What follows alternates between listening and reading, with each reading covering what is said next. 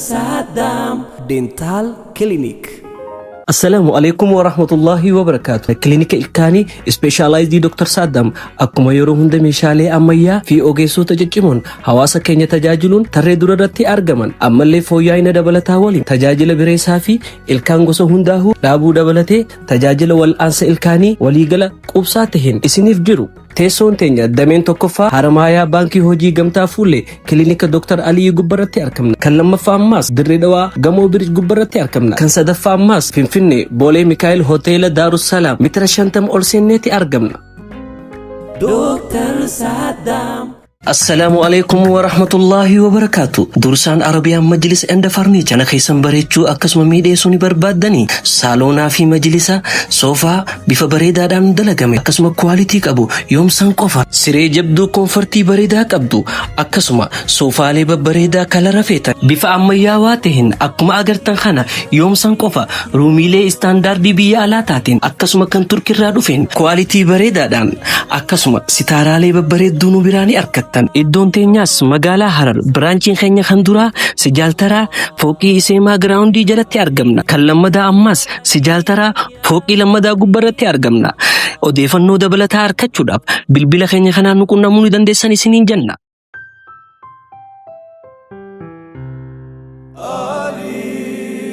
Alif Videography.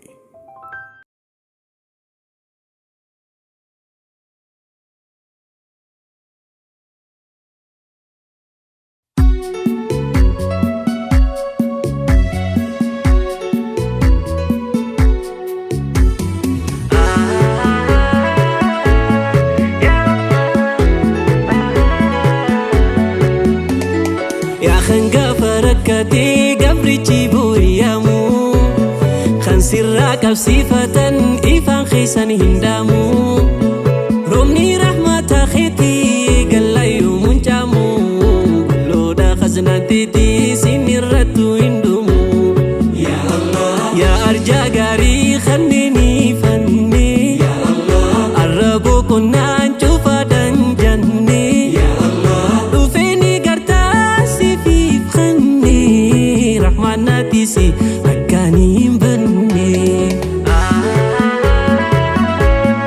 ya Allah ya Allah ya khantahin ajaji lubu wajisi khasu qarasi malim diman milkitina mambasu hingga madu gabrici hulate tiradesu nufla fisi ya Rahman dan bisiti nugisu enyu Rabbi gafati harka sakulla gala boci harka ol kabanan wasindi bisukulla mekasa garisani jaiyami ya Allah dati gafatu sini fatu siftona ya jagari fanni fanni arabu kunnan tufadan janni tufeni gantan fanni rahmanati siyakani fanni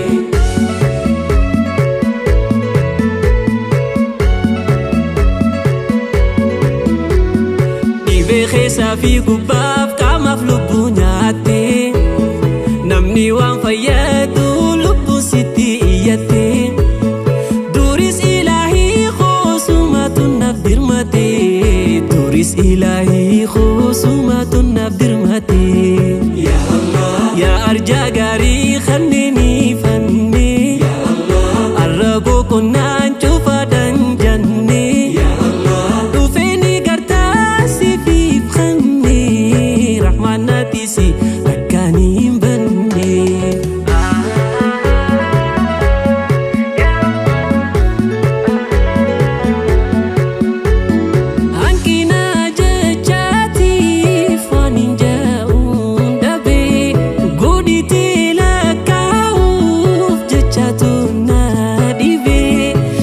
sudah tabunan kalam ni khojabi sifar sudah tabunan kalam ni khojabi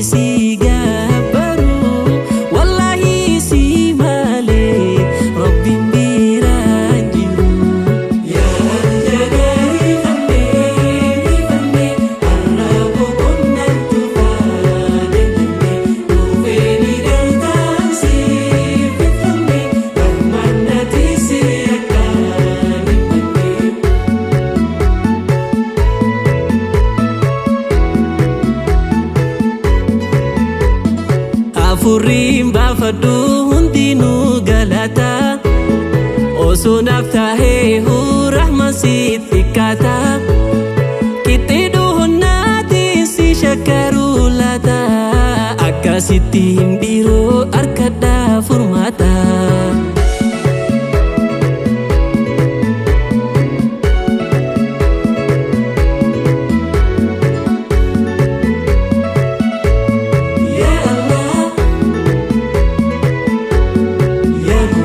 Sinin filatame maltu irrunarra ummata Mustafa na godhunu carra umriiti yagutu jiradhu shakkara galata khehime yoomin fita firra lubbuti yamnani si ilahi ya mujibu angabrichi si male unakabu gabrichi si abdate hadam kufulle jabu gabrichi si abdate hadam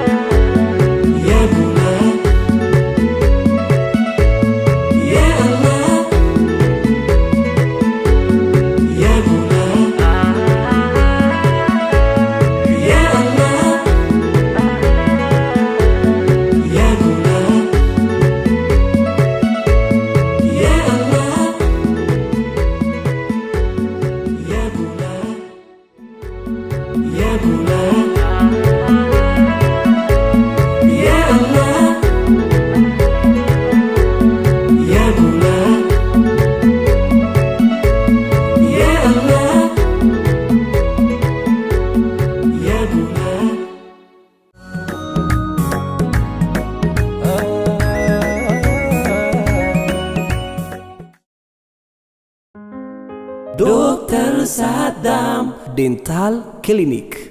Assalamualaikum warahmatullahi wabarakatuh. Klinika ilkaanii specialized Dr. Saddam akkuma yeroo hunda meeshaalee ammayyaa fi ogeessota ciccimoon hawaasa keenya tajaajiluun tarree dura irratti argaman ammallee fooyya'ina dabalataa waliin tajaajila bireessaa fi ilkaan gosa hundaa'uu dhaabuu dabalatee tajaajila wal'aansa ilkaanii waliigala qubsaa taheen isiniif jiru. Teessoon teenya dameen tokkoffaa Haramaayaa Baankii Hojii Gamtaa Fuullee Klinika Dr. Alii Gubbaratti argamna. Kan lammaffaa ammaas Dirree Dhawaa Gamoo Birij Gubbaratti argamna. Kan sadaffaa ammaas Finfinnee Boolee Mikaa'el Hoteela Daarussalaam meetira 50 ol seenneeti argamna. Dr. Saddam. Assalamualaikum warahmatullahi wabarakatuh. Dursaan Arabiyaan Majlis Enda Farniicha na keessan bareechuu akkasuma miidheessuu ni barbaaddanii saaloonaa fi majlisa soofaa bifa bareedaadhaan dalagame akkasuma kwaalitii qabu yoomsan qofa siree jabduu koonfortii bareedaa qabdu akkasuma soofaalee babbareedaa kalara feetan bifa ammayyaawaa ta'een akkuma agartan kana yoomsan qofa ruumiilee istaandaardii biyya alaa taateen akkasuma kan turkirraa dhufeen kwaalitii bareedaadhaan akkasuma sitaaraalee babbareedduu nu biraanii argatta. Iddoon teenyaas magaalaa Harar biraanchiin keenya kan duraa Sijaaltaraa fooqii Iseemaa giraawundii jalatti argamna. Kan lammadaa ammas Sijaaltaraa fooqii lammadaa gubbarratti argamna. Odeeffannoo dabalataa argachuudhaaf bilbila keenya kanaan nu qunnamuu ni dandeessan isiniin jenna.